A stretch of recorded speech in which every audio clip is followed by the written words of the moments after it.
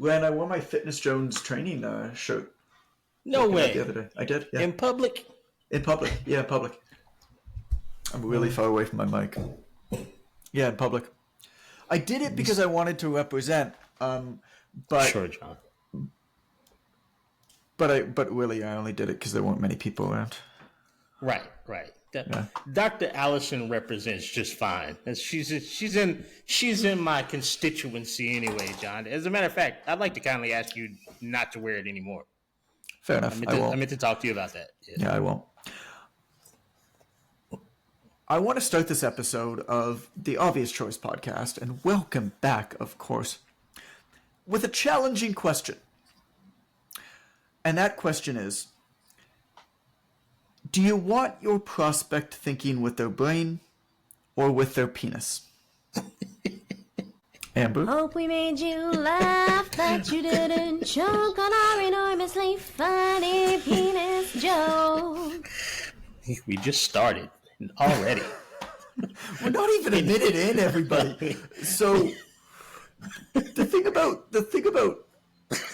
when people think with their genitals, because we're a clean show here, so we say genitals, is that it is faster. Like, it is faster when people think with sex via their genitals. Their genitals, it is their general. But it gets them into trouble, doesn't it? It can. And this conversation is going to be about looking past or feeling like you have to play the look at me shirtless game online in order to, just get a few clients or just generate a bit of business online. This isn't just about sex. This isn't just about sexifying your image, although that's a good hook, so we're just going to go with that. It's really just about thinking that you need to entertain. It's really thinking that you need to dance, that you need to, in some way, be somebody that you're not in order to leverage social media to get a client. Len, what was the story that brought this up? You're the one who jumped on this topic. The story that brought this up is I'm working with a student in the online trainer academy, and he's having trouble connecting, right? We don't put a lot of stock in follower count, but same follower count, not following amount, not really increasing over months and years stretch. Mm-hmm. A lack of engagement from, he just can't mobilize his following, right? No matter what he offers, no matter what he does, nobody's connecting. And one of the first things that I like to do is just take a peek. If you tell me you're using social media, well, let's just take a peek at it and see if there's, the first thing I see is a shirtless photo. Well, and so this is actually a good point. I want to get back to the shirtless photo. We'll call him Billy for no reason. That's good. Billy's shirtless photo. But this is what we actually did in order to improve the Online Trainer Academy back in the day, was that, a lot of people had success with it. Some people didn't have success with it. Mm-hmm. And my job was to continue to iterate on the product to continue to improve it. So as more people did it, we'd iterate on it. We'd take in feedback. We'd improve the product over and over and over and over again, which is why it's so great now. But at the time, I remember we're like, why aren't these people they say that they've been doing everything. And so that was what was happening. They said that they'd been following the instructions that we laid out. They did the material, they passed the test, whatever it is. And so what I decided was, why don't we actually watch what they do? Mm-hmm. And we made it very clear that this is who it was, but at that point there was somebody named Courtney who was working with us. And so Courtney started a PTDC special Facebook account, and she friend requested a bunch of the students from the program.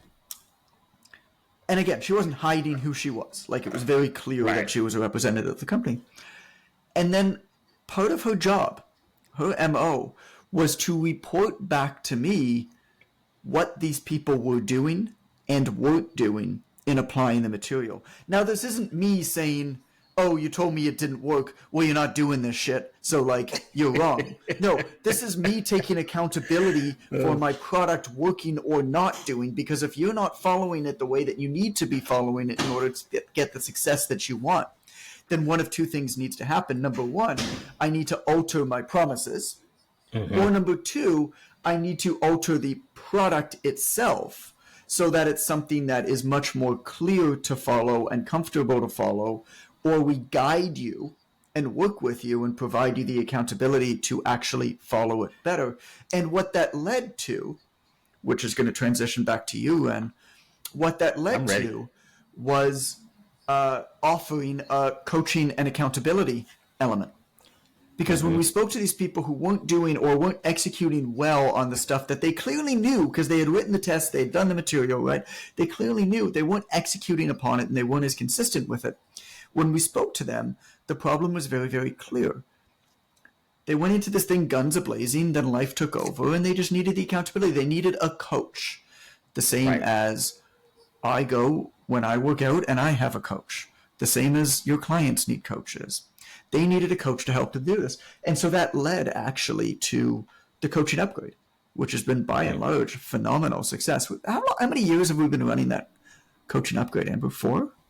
3, 4 at least, maybe 5? 5. I mean, that's why you hired me. So it'd be almost 7 years in October. Wow. Oh, 7 years. Been around a minute. Jesus. So going back to you, Ann. Sorry for going on that. I just think that that's an important kind of aside to see how we got here.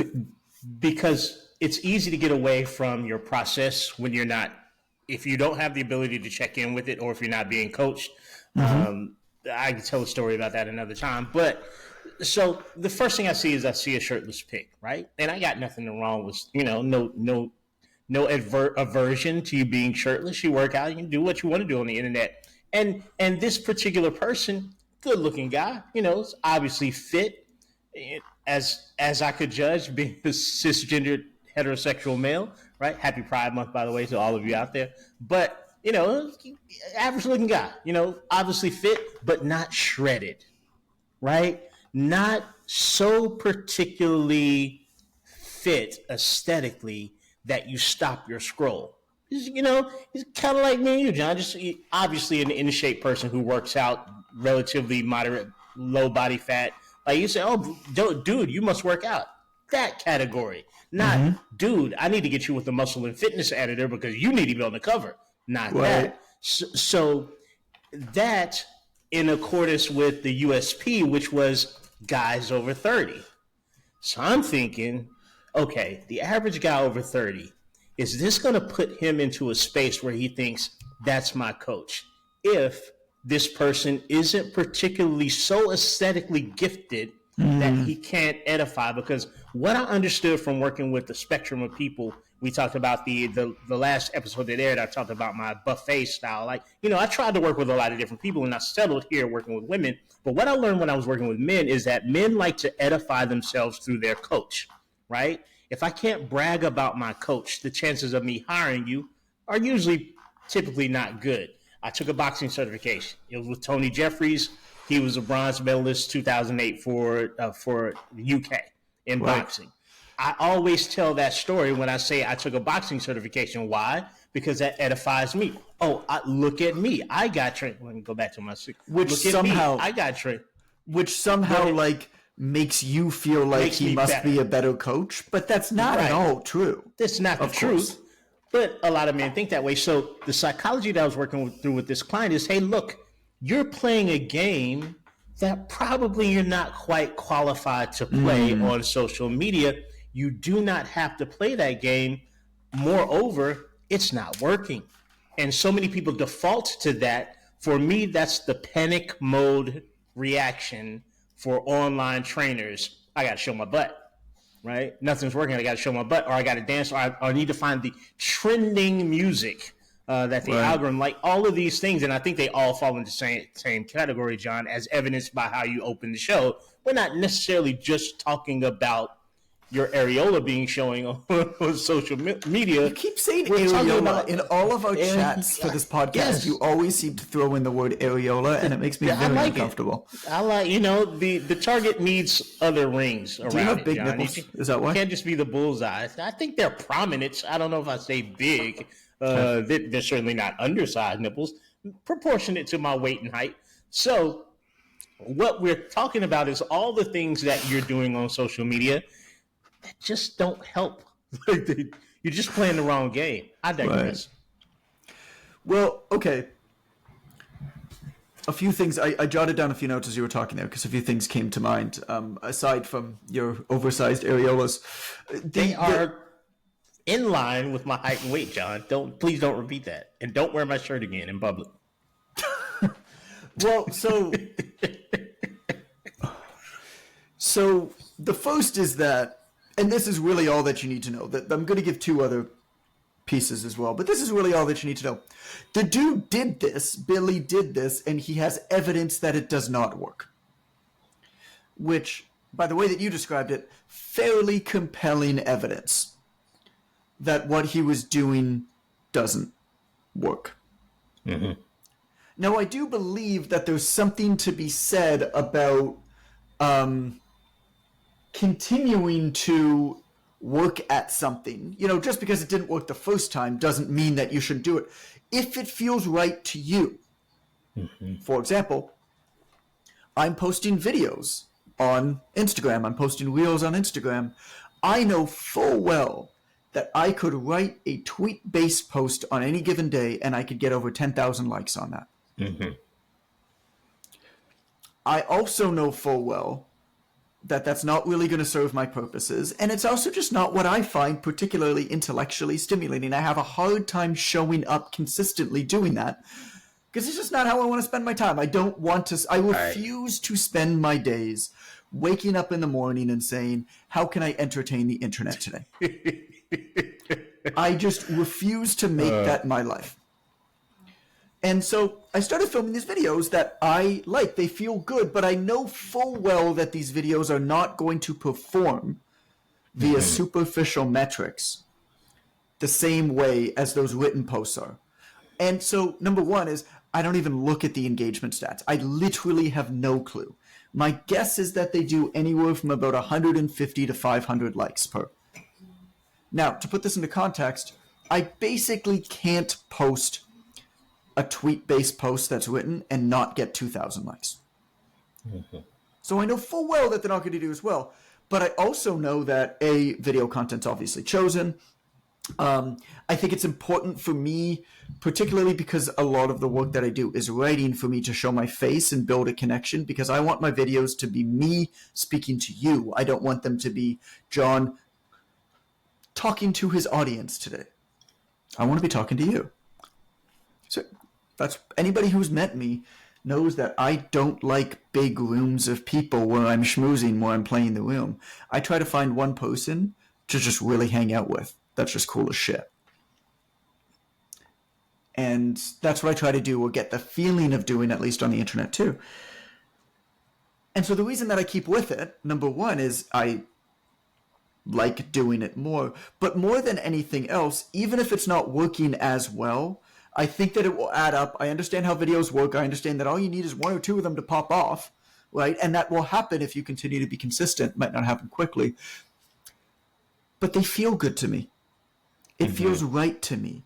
It feels like it is me. It feels authentic to me. And so that's the litmus test for you, Billy, is if posting shirtless photos really feels good to you, which it might, which is cool, then even if it's not working as well, even if you have the evidence that it is not working, then maybe it's the type of thing that you should continue to do, because the harder you work at something, eventually it'll start working, right? At least good enough. But you've got to show up with confidence and with vigor if you're going to do it. I think that's number one. So if you have the evidence that what you're doing, being fake to yourself, is not working, quit that fucking thing right now. If you have that same evidence, but you are being authentic and it feels really good for you, my suggestion would actually be to dive deeper into that and to find other people who are also doing that and work with them and ignore the other stuff. So that's number one. Number two is that if you do decide that you want to sexualize your image online, which again, totally cool. It's not for me, but I don't knock it. It's your body. You do what you want to do. You have to understand that you are now competing with other people who sexualize their image online. Porn stars, fitness models. These are people who quite literally dedicate their entire life and are willing to often ingest a fair bunch of stuff and inject themselves with a fair bunch of stuff, and are willing to use Photoshop and all this kind of stuff to make themselves look better so that their pictures on the internet look as inhumanly beautiful as possible in their own head, whatever their definition of beauty is. Okay. Can I add a group there? So also competing with AI images. There are a bunch of people that use AI to create people, sexy people, and make money off of that. So also literally competing against fake, non-existent people. Right. Which is wild. So that's a whole nother beast. I still haven't used AI for anything. I think I might just never. I don't know. Maybe I will. I just feel like life is so much better when you play the role of the tortoise and not the hare. When you say, yeah, innovation is always going to move faster than I am ever going to be able to keep up. And so fuck it. I'm opting out. And I'm going to just do my own maturity. You're mature now. That's why, our grandparents and parents said the same thing about what we're literally doing right now. I know, which is a problem, isn't it? Never getting on a computer to talk to somebody. It's just so false. If I were to, I'll just visit them. I just don't believe in talking to people that way. It's so cold, right? And here we are. So are they using electronics in their music? Right. This isn't pure. Oh God. Yeah, you're right. All right. I'm gonna rethink that statement. That was wrong. It happens to all of us, John. It's supposed to happen. Jesus. It's supposed to happen. You are here now. I want to ride my bicycle. Bicycle. I want to ride my bicycle. So number two is who you're competing against, right? And number three is that if you are sexualizing your image, you have to understand that that's stiff competition. There's a saying. Hope we made you laugh, that you didn't choke on our enormously funny penis joke. Amber, you need to just get a switchboard, because we're going to have a lot of these jingles. Oh, man. It's going to be stiff competition. There was a line that I always used to say to our editorial team, because we had no HR department, so I could say stuff like this, which was that whenever you're creating a piece of content online, whenever you're creating a thumbnail, a headline, whatever it is, always keep in mind that on the internet, porn is always a click away, and that's stiff competition.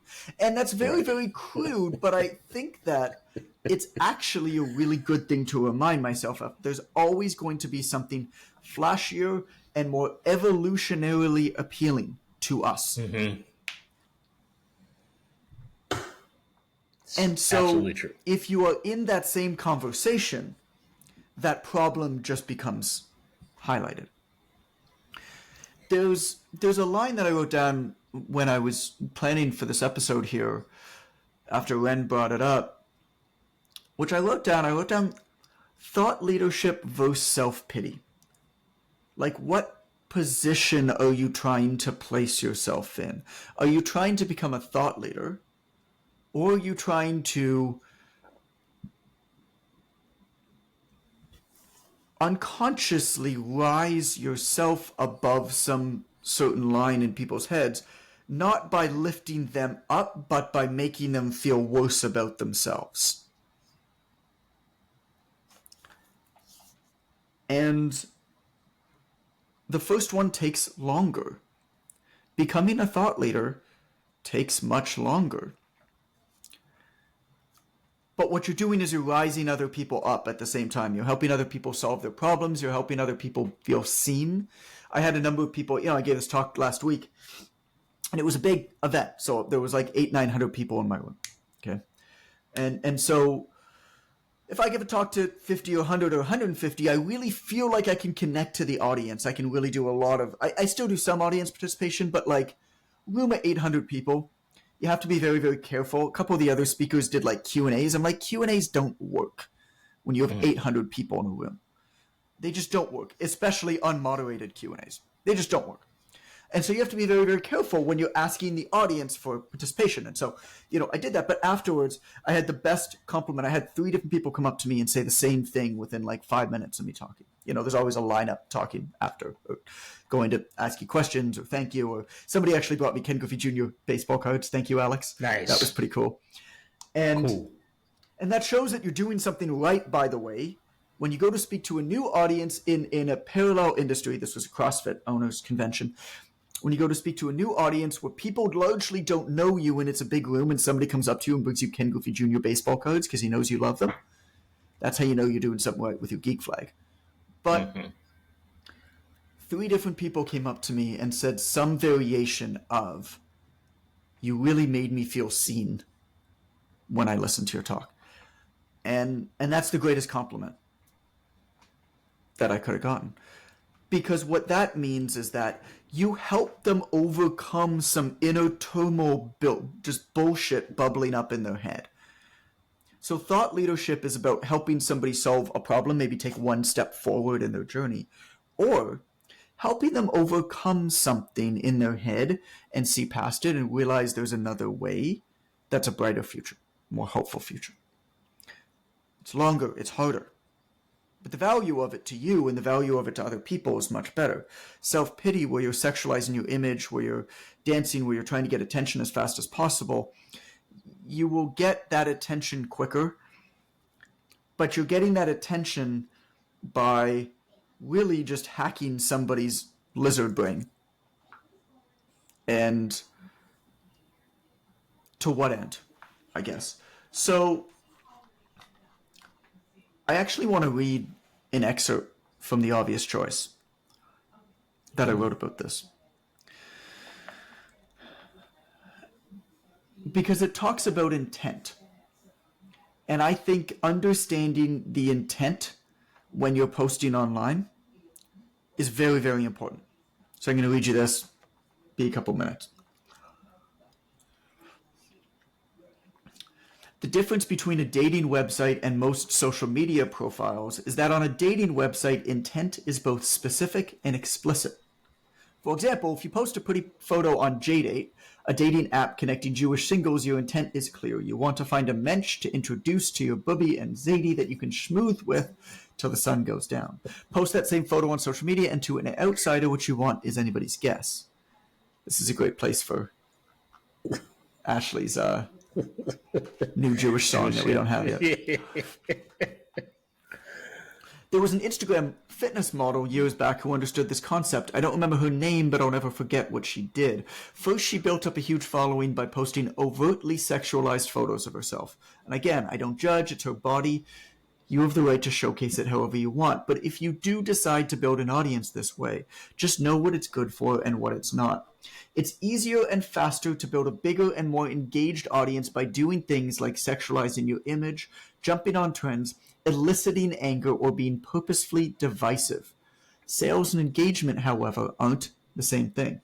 If the way you've built an audience is inconsistent with the product or service you want to sell, you'll end up rich with likes, but poor with dollars. I'm going to say that one more time.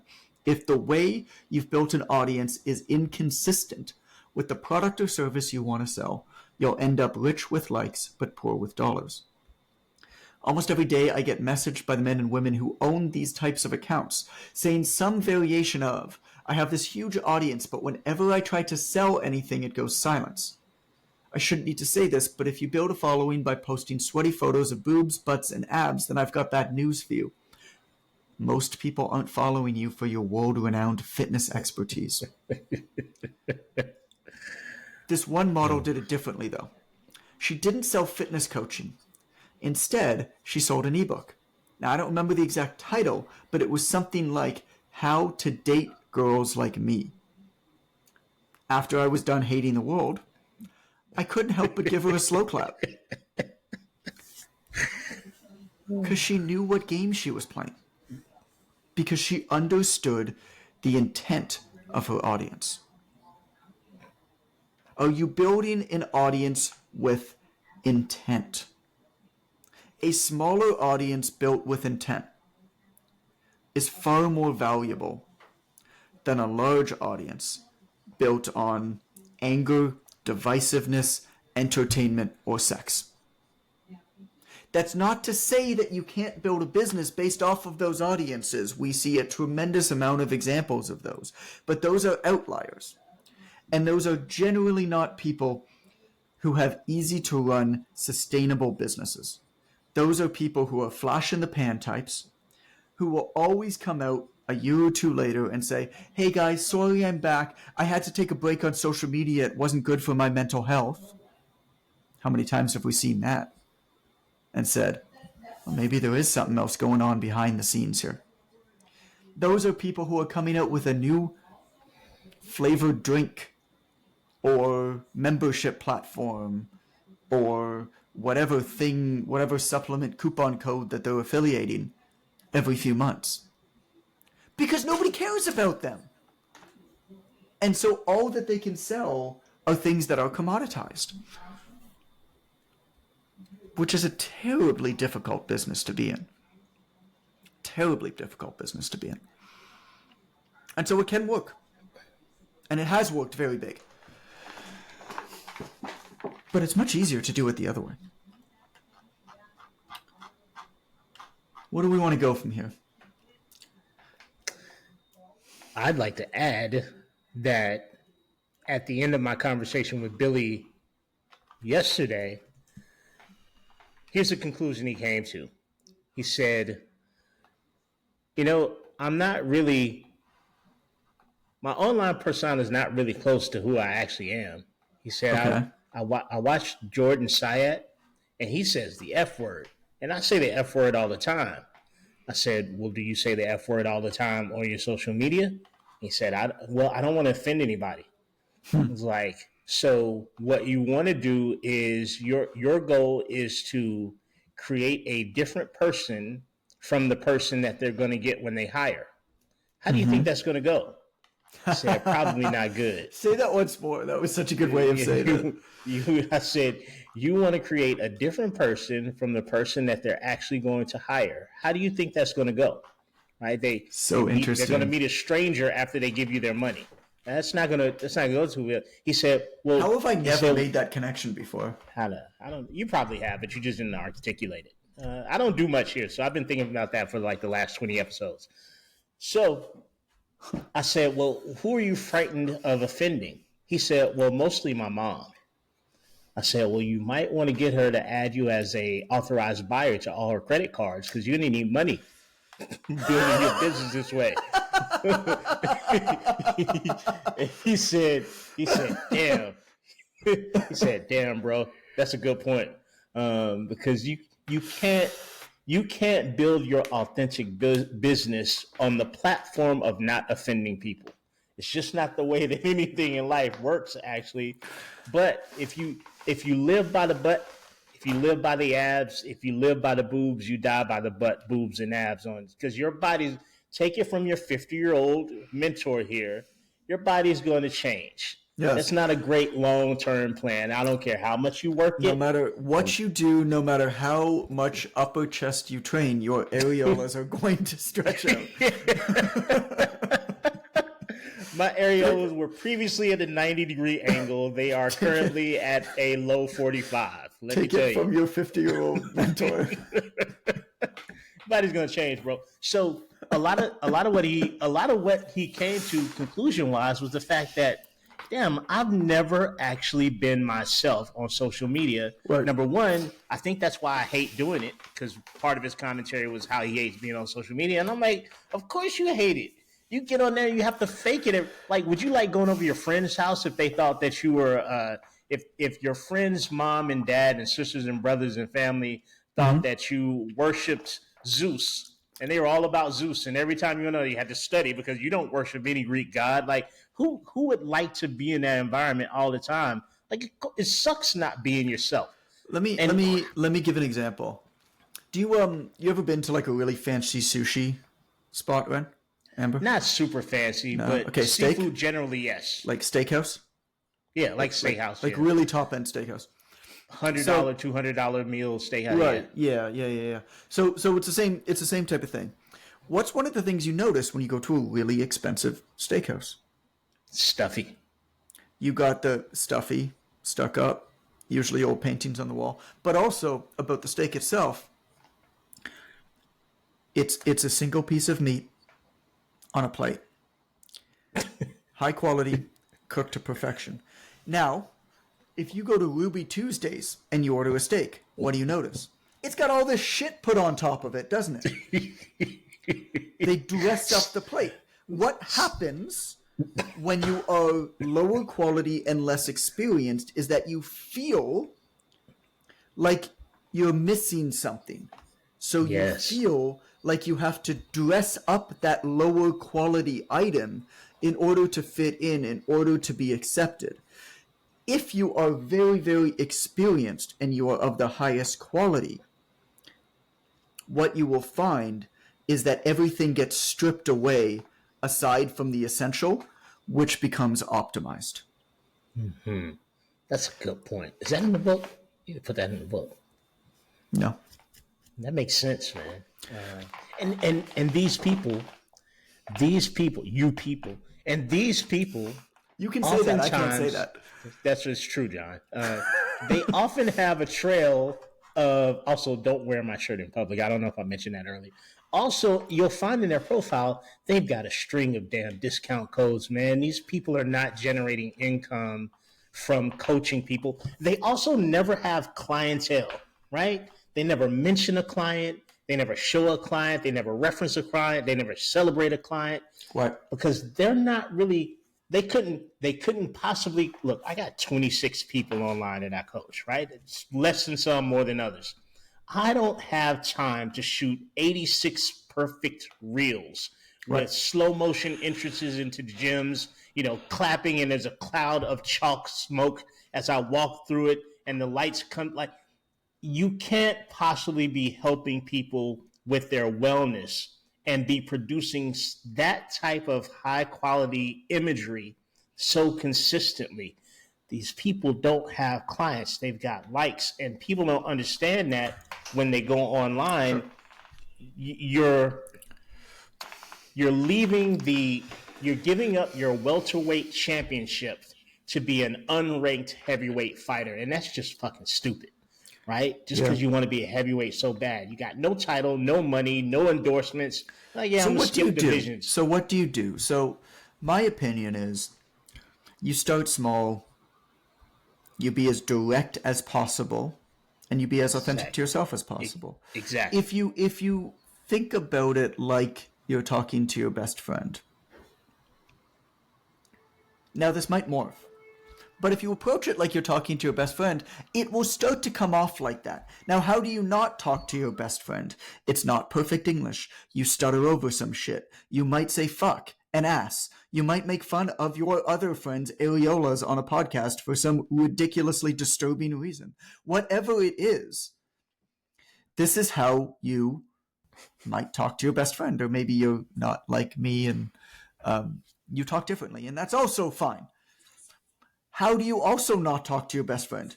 You don't do all these fucking graphics and bips and bops and zone in and zone out and hey everybody and over amplify yourself and over produce yourself. Nah, man. How do you talk to your best friend? It's Some stripped of us away. are animated when we talk, just. Sure, but if you're like, but maybe that's it, right? I'm thinking about our nanny B who works with us. Like, whenever she sends a video, whenever she's looking after Calvin and Jaden, and Alice and I are out on a date or away for a couple of days or something, she'll send us like a video of the kids, or we'll voice chat with, or we'll video chat with them. And she does something that we never do, which is she uses all of those really ridiculous filters that like replace your head with, like a spaceman's helmet and all that type of thing. Because she's goofy like that, and it's endearing, and that's wonderful. So, like, maybe that's how you do your content, if that is how you would speak to your best friend. You know what I'm saying? Like, whatever it is, like, for me, It's plain and it's stripped away. Why do I feel good about the videos that I'm doing on social media right now when I have never felt good about videos that I've done on social media before? It's because it's quite literally me talking into my phone. Now, I have a script. I have a script that I wrote in almost every case. And I'm reading, it's basically an app that allows me to read like a transcriber on my phone while it films me. And so, and then Big View. And yeah, and then it makes the captions. In case anyone's wondering. What'd you call it? It's the really good one that I like is Big View, BIGVW or Okay. VU. Mine's just called teleprompter. App. But yeah, same thing. I don't know. Yours might be better. Mine's good enough. Mine's lowercase ge good enough. When it comes to software, that's usually how we operate. Yours is good enough. Mine's Fine. It's a video that goes on the internet somehow. But because I have the script, the thing automatically, I press a button and it transcribes my words to the captions, and the script is. And so, I just do that because I think it's pretty important. You know, not everybody can hear. Not everybody is audible, and so I think it's just pretty important to have captions on stuff. But then I don't edit anything. Like, I record it, I download it, I upload it. Like, that's it. Because you know what? If I were to send a video to my best friend, that's exactly how I would do it. It's exactly how I would do it. No B-roll footage. No B-roll footage, no zooming in, no zooming out, no quick cuts. No breaking up every single sentence into a slightly different view, because people's attention spans are short these days, Ren. People's attention spans aren't short. People's attention for shit content is short. There you go. That's it. That's the real answer. Social media just doesn't have to suck if you just go. If you use it more like there just happened to be a camera while you were living and you said something, it's so much more effective for whatever is purposeful to you. Like, I don't know what's purposeful to you. That's for you to decide. Right. But it's probably not pointing at words in the air. Probably. You're probably just doing that because you've seen someone else do it and it generated attention. We don't seem to be able to make the connection between attention and business. And that's where the shit falls off for everybody. And I feel bad for people that don't understand that, because I mean, we do this for a living, most of us, and what a horrible way to own your own job. Like, I went to plenty of jobs I fucking hated, with people that were awful humans. Why would I create a business to have that same experience? That doesn't make any sense to me. Right. What are you doing? I'm going to start my own business that I'm going to hate in 5 days, and I'll hate to go to work every day. Oh shit, you can do that without starting a business, bro. Like, we'll pay you here for you to hate it. I just don't get that. Yeah. No, I'm kind of with you on that. Unnecessary. So, I mean, I guess what I'm calling for here is I'm calling for you to make your own metrics, because I think that a lot of the metrics that these platforms are going to give you, if you're not careful, could lead you astray. Now, of course, I mean, if you're trying to get famous on the internet, if you're trying to be an entertainer, if that's what you want, wonderful. Like, absolutely, you should try to get as much engagement and as many followers as humanly possible, as quick as humanly possible. That's the game you're playing. My guess is, if you're listening to this podcast, unless this is the first episode you've listened to, you would not have hung around, because there's a lot of podcasts that teach that stuff, because that stuff is actually much easier to teach. It's way easier for me to teach you how to make a better thumbnail image for your video than it is for me to try to encourage you and empower you and give you tactical ways and strategies to try to be more authentic to yourself and build a better thought leadership platform for the types of people that are right for you. Believe me, I've sold education, business development education, for 14 years now on the internet. It is way easier to teach somebody really, really superficial stuff that sounds good based on fly-by-night type tactics that are probably going to get you a quick, immediate win.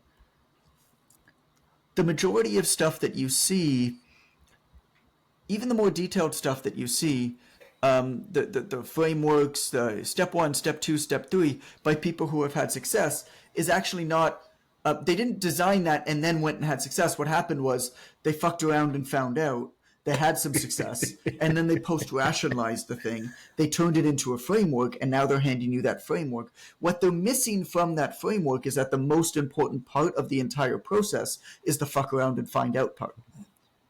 It's not the framework.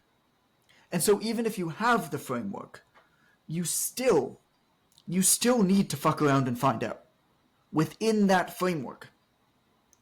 It's not downplaying having somebody else teach you what they did or teach you what they figured out. I think that that's abundantly important. I think that that's very important. But what you really need is you really need a series of coaches or mentors or whoever that are going to encourage you and empower you and give you the support you need to do that fuck around and find out and get yourself through the muddy starting points there where it's going to be hard, where some stuff's not going to work or feel like it's working because it's going to be slower. We can do that for you in the online trainer mentorship, but like, that's what you're looking for.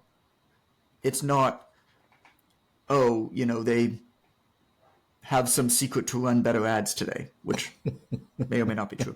They have some secret to make better thumbnails, or they're the best video editors around. It's like, well, the second that one person figures out how to edit short form videos well that seem to capture attention better than other short form videos, it gets copied within about a week, and then its effectiveness goes down because it becomes saturated. And so if you're constantly on that wheel chasing that, just know that that's the game that you are on.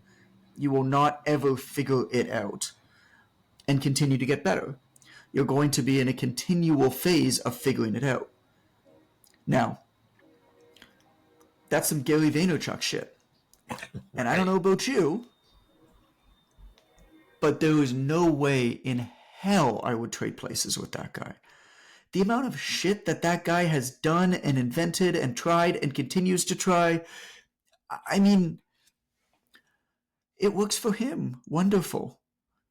I think he's a goddamn maniac. And if I were to live his life, I'd be miserable. Happy it works for him. Happy for his success. But to put yourself in a position where you are forced to consistently and constantly discover the next best tactic and innovate on it before anybody else does, and then leave and start the next for your entire career? Hell no, bro. Hell to the no. To the no, no, no, no. Hell to the no. John is actually to the no, hell no, to the no, no, to the no, no, no. Hell no to the no, to the no, no. That was a good show, John. I enjoyed what you said there at the end. I will take some of that away and hold it close to my heart in between my two 45-degree angled areola. Weird. Yeah, I don't want to talk about your areolas anymore. Let's never do that again on the podcast. All right, we'll cut it here. I'm happy. Episode 213, if you're looking for another episode to listen to. It's called Making Money on IG, a Masterclass. So we've spoken here about finding your, call it smallest available market on Instagram, becoming a thought leader on there, not looking at Instagram as a place to entertain and build an audience, but as a way to build a business. And so the next piece of the puzzle is, cool, how do you actually get people off of IG and make money and serve them? And so episode 213, Making Money on Instagram. It's a masterclass, and I think it's one of our better episodes, certainly one of our better tactical framework type episodes. Have a listen. Hope you're good. Talk soon. Bye-bye.